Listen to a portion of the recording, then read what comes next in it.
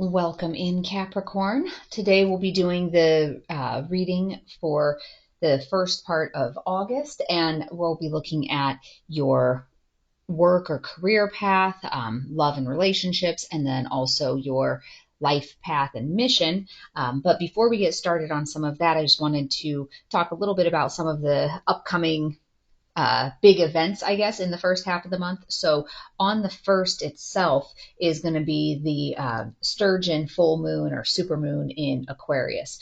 So as a reminder, that full moon energy is really about calling us to kind of release that stagnant energy, release negativity. And so some of that's going to be releasing old patterns that aren't serving us, things of that nature. And it seems like that's kind of the theme in general for a lot of the energy right now. So we're in a 7-year, 2023, all the numbers add up to 7, and that's about spiritual growth. And there's a lot of things that have been happening. We talked about it on the last video. So if you wanted to check out what's happening from the second half of July, there was a lot of energy about, being you, and it's releasing what's not working for you and kind of moving through some of that stagnation. So especially during the full moon, that's a wonderful time if you're able to kind of go out for a walk. That's always amazing to go out for a walk in the light of the full moon. Also, if you have crystals, you can put them out in the full moon and that will help cleanse them. So I end up with a big tray of them that sit out on my front porch all night, letting the energy from the full moon cleanse them. And it is going to be a supermoon. So that means that it's going to be extra bright, about 30% brighter than normal. So hopefully we'll have clear skies to be able to see that. Another thing that's coming up as well is the Lionsgate portal, and that is on August 8th. So it's already started to open, and it reaches its peak on the 8th, and then it closes on the 12th. And that's really about kind of like manifesting new ideas and aspirations. So we'll see how that plays out in your reading. There's also some retrogrades that are happening right now. There's actually 4 planets in retrograde: Venus, Neptune, Pluto, and Saturn. And Chiron is also in retrograde. So again, that's going to be times of self-reflection and where you're turning inward to see what needs to be healed in order to move you forwards along your path. So let's go ahead and take a look at the career path part. So we have the Knight of Swords in reverse, the World in reverse, and the Emperor in reverse. So that Knight of Swords energy in reverse, that's kind of missed opportunity or a lack of focus. So in the recent past, maybe you've been struggling with having a lack of focus, either at your current job or maybe if you've been looking for a job, you haven't really been able to narrow that focus down, and you've kind of been all over the place a little bit.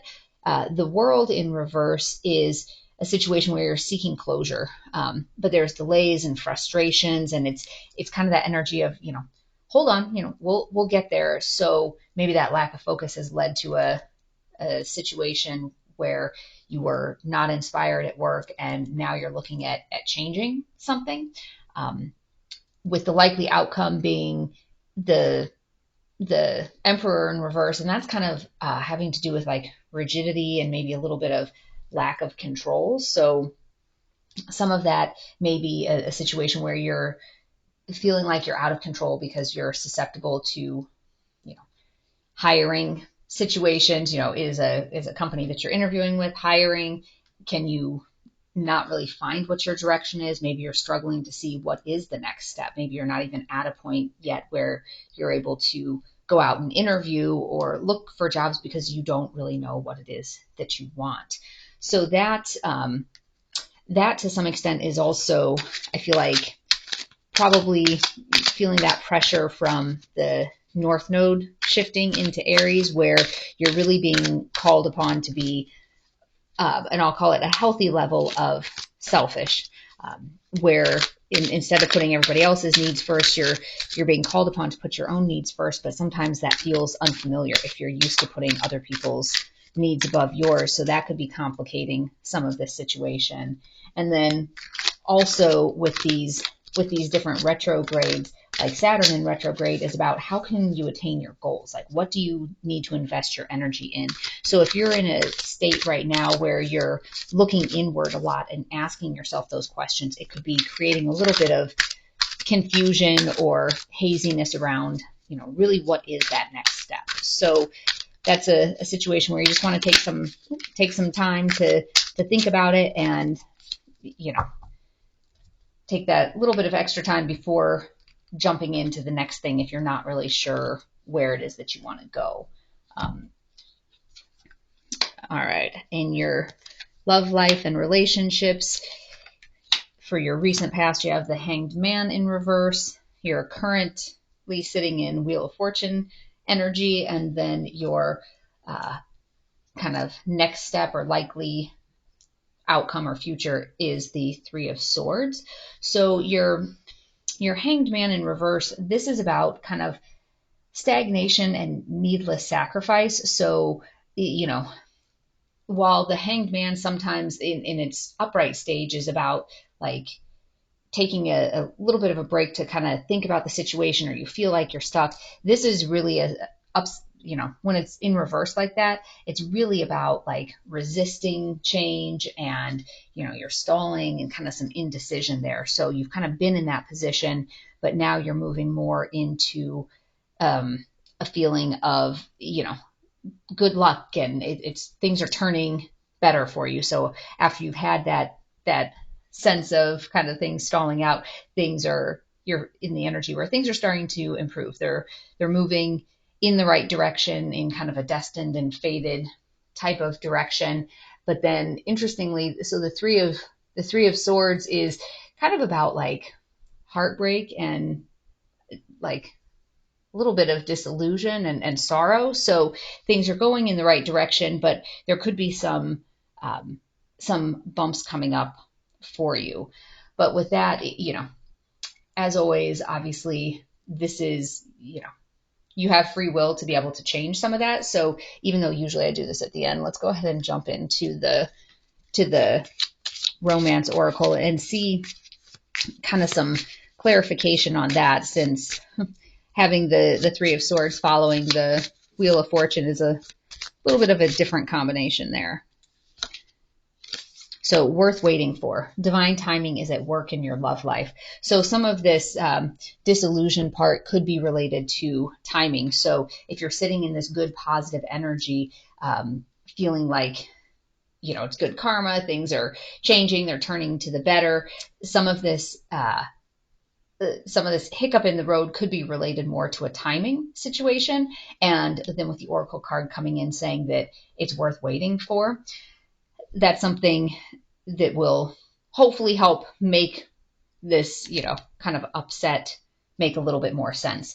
One of the things also that's happening with Venus in retrograde, that's kind of a make it or break it type of energy for relationships. So it kind of intensifies what's there. So if there's already problems, it may force those to the surface, and either you'll be able to work through it, or it could end up being a situation where that kind of shows, hey, there's a problem here that we're just not going to be able to get past. So that's something that could be coming up as well.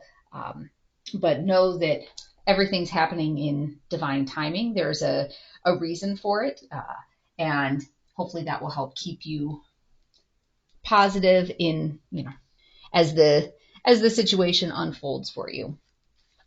So let's take a look at what is going on with your life path and mission. Let's see what that's looking like. All right. So we have the Empress in reverse, the Hermit in reverse, and then the Queen of Pentacles. So with the Empress in reverse, that's kind of that, you're feeling unappreciated or like a blocked creativity. Maybe there's some dependency issues, and that's in your recent past. But then you're currently kind of sitting in like this loneliness or withdrawing from loved ones, or kind of like a sadness type of energy. And maybe it's a matter of you thought that you were on the right path, but then you've been getting some blocks in terms of creativity, and you kind of don't really know where to go, and so you're just withdrawing and pulling away, kind of to refocus a little bit. But with your likely outcome, or kind of like the future for you with that Queen of Pentacles, that's that really like loving and nurturing and comforting type of energy. So this looks like whatever these blocks were that have kind of caused you to take a step back, it's actually leading you in a positive direction. So after you take that time, things will be getting back on track for you. And that's something, with Saturn being in retrograde, that's, how can you attain your goals? Like, what should you be investing your energy in? And so a lot of times when you see that there's kind of this hiccup, it's a matter of refocusing and taking a look at things from a different perspective. And what is it that you want to be focusing your energy on? Sometimes, even though it's hard when it comes up, sometimes when there's blocks in our way, it's the universe's way of protecting you and keeping you from doing something that would lock you out of other blessings. So maybe there's something better coming for you, and you need to be in a position to be able to jump on that. So it looks like there are, the blessings are coming in. It's just a matter of kind of being a little bit patient. And with Pluto being in retrograde, that's also revisiting like what needs to be transformed. Maybe there's some other things that need to happen from a timing perspective before you can kind of step into that new path. And then with Neptune in retrograde, that kind of strips away your self-defeating beliefs and delusions, kind of look beyond the fantasies. So that's also, maybe some of those self-limiting beliefs were what was kind of holding you back before. Maybe it's like, oh, I'm not a good enough artist. I'm not creative enough to do this, or inspiring enough to do that. So seeing what things like that need to go in order for you to be on your path. So Gaia card for you. Winter's End, regeneration, rebirth, and positive outcome. So yeah, as maybe you've been hitting some roadblocks, and actually even up here as well on the career side, as you've been hitting some of those roadblocks, allow yourself kind of that opportunity to be rebirthed and let that positive outcome come through. So sometimes even when it's tough, if something's ending, maybe it's a job, or even if it's like a certain project at jobs or whatnot, that's giving you the opportunity to kind of reinvent yourself and go a little bit of a different direction.